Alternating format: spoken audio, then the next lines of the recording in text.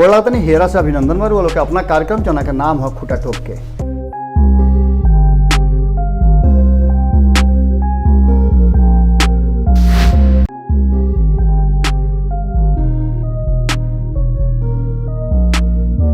गोला तनी हेरा से अभिनंदन बार वो लोग के अपना कार्यक्रम जना के नाम है खूटा ठोक के।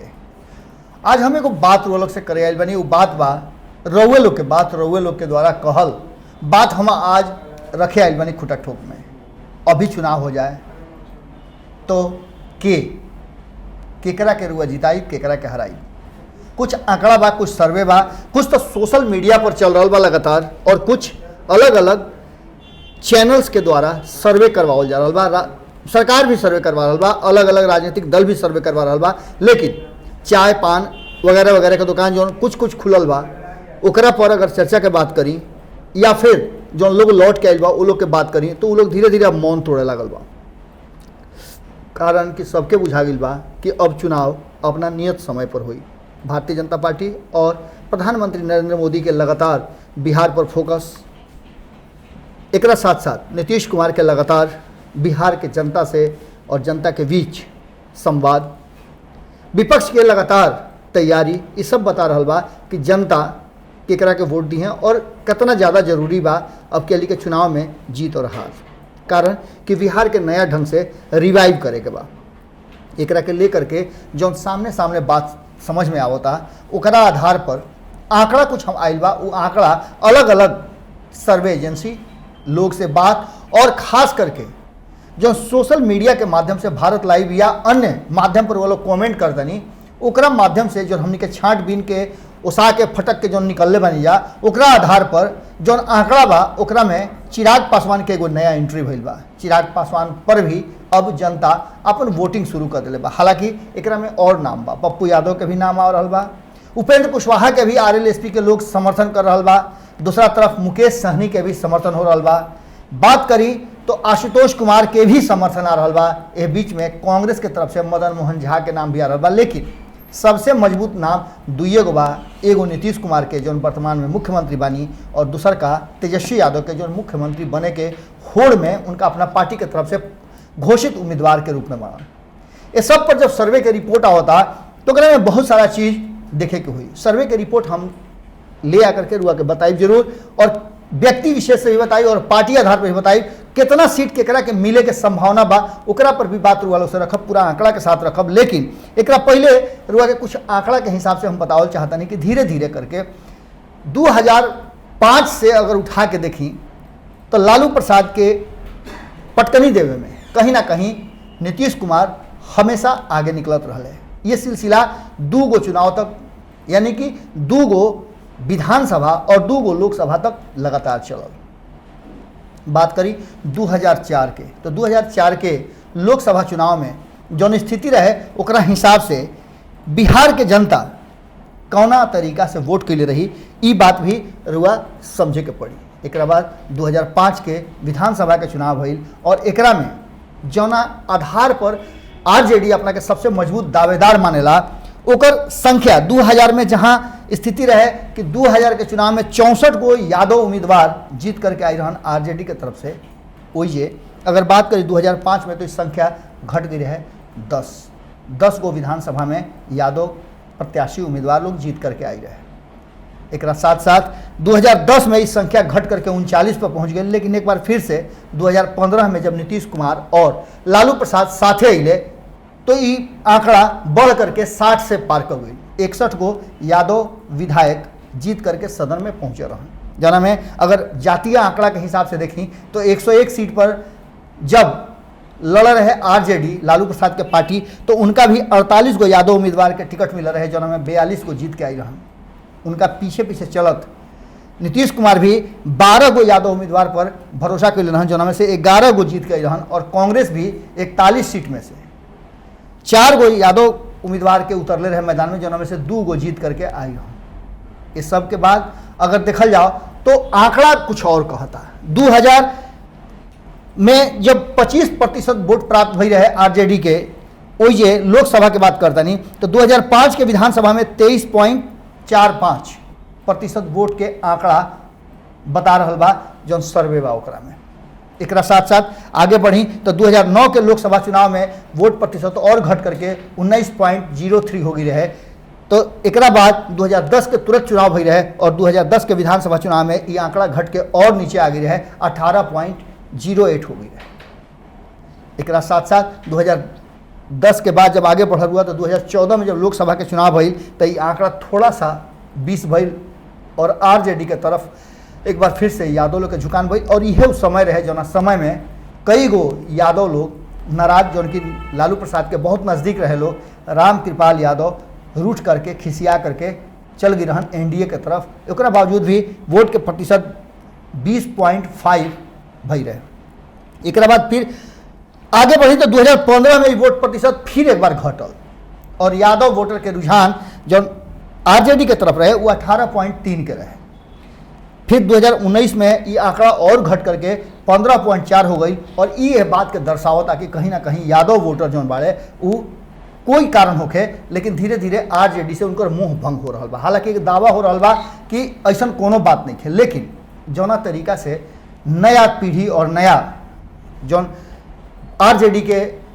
कोर टीम बन रहा बा या आरजेडी के देख रेख करे वाला लोग बा लालू प्रसाद के बाद, चूँकि लालू प्रसाद तो जेल में बाड़न, अस्वस्थ बाड़न, लेकिन फिर भी पार्टी जौन चला रहा बा लोग वो यादव वोटर पर कहीं ना कहीं यादव लोग पर भी अपना पार्टी में सामंजस्य बिठावे में कोई कमी कर रहा बा।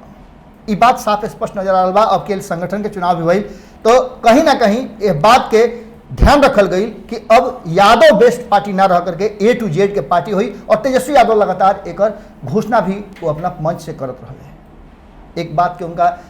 जरूर भरोसा हुई कि यादव वोटर आखिर जइहे कहाँ, उनका लगे रास्ता का बा। लेकिन दूसरा तरफ कहीं ना कहीं नीतीश कुमार और भारतीय जनता पार्टी यादव के आगे करके यादव वोटर के अपना तरफ खींचे के प्रयास कर रहा बा, जना में रामकृपाल यादव बहुत आगे निकल रहा है, नित्यानंद राय के रुआ देख ली, भूपेंद्र यादव के देख ली जो उनकी प्रभारी बाड़न और लगातार एक माध्यम से यादव वोटर में, यादव लोग में, यादव नेता में अपन वर्चस्व बढ़ावे के कोशिश हो रहा बा। ये सब के साथ धीरे धीरे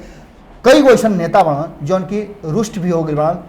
तेजस्वी यादव और वर्तमान आरजेडी से। भोला यादव के रुआ याद हुई कि वह भोला यादव होन जो अपन सीट लालू प्रसाद खातिर छोड़ दिल राघोपुर के और वही सीट पर आज भी तेजस्वी यादव विधायक बनन और वही सीट पर विधायक बन के पहला हाली वो बिहार के उप मुख्यमंत्री बन रहा। अब स्थिति ये बा कि इस सब के बाद जो आंकड़ा और सर्वे आ रहा बा वो जरूर चौंकावे वाला बा। एक तरफ इस सब के घटना और दूसरा तरफ तेजस्वी यादव पर बिहार के जनता के भरोसा कुछ अलग कहानी कहता। चुनाव में कुछ भी हो सकेला, चुनाव में जनता के मन मिजाज कब बदल जाई, कौन तरीका से हुई, ये कहल बड़ा मुश्किल बा। लेकिन जो आंकड़ा आ रहा बा सोशल मीडिया के माध्यम से या अलग अलग सर्वे माध्यम से वो यह बात के तस्दीक कर रहा बा कि कहीं ना कहीं नीतीश कुमार पर बहुत भारी बढ़त लेकर के तेजस्वी यादव आगे बढ़। रुआ भारत लाइव के अगर कमेंट बॉक्स खोल के देखी कोनो खबर के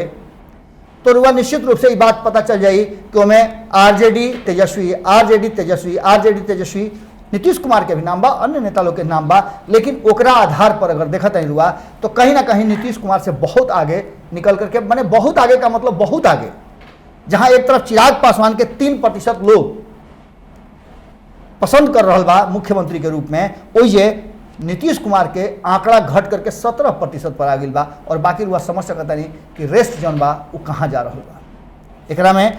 75% लोग तेजस्वी यादव पर अपन वोट दे रहा बा कि तेजस्वी यादव के ही मुख्यमंत्री होके चाहे युवा बाड़न और उनका में बदलाव के बहुत सारा रास्ता अपनाता, उनका संगे युवा टीम जुड़ल बा। एकरा के लेकर के 75% लोग के कहना बा कि तेजस्वी यादव के मुख्यमंत्री बने के चाहिए। बाकी के लोग कहता कि हमरा नहीं पता कि के बनी, यानी और लोग के भी नाम धीरे धीरे करके उमें आ रहा बा, उमें कुछ नाम बा। सीट के जहाँ तक बात करी तो अब की हाली सीट के आधार पर जनता के रुझान और जनता के मन मिजाज जौन बा वो ई कह रहा बा कि अब की हाली आंकड़ा जौन बा जौन बहुमत के हुई वो आंकड़ा के करीब आरजेडी पहुंच जाई। आरजेडी के जौन हाव भाव बा, जौन क्रियाकलाप बा, ओकरा से बात पता चलत हुई कि आरजेडी अब के हाली कोनो तरह के गलती करे के फेरा में नहीं है। कई हाली रुआ लोग से बता देनी अधिक से अधिक सीट 243 में से अधिक सीट वो अपना खाता में रखल चाहिए और यह कारण बा कि जेकरा तेजस्वी यादव के मुख्यमंत्री के कैंडिडेट माने के बा वो साथे रहो, नहीं के माने के वो बाहर जा सकेला। ये कई हाली बात हो चुकल बा। अब नया जो आंकड़ा आयल बा और सर्वे रिपोर्ट बता रहा बा ओकरा आधार पर 120 से लेकर के 130 सीट तक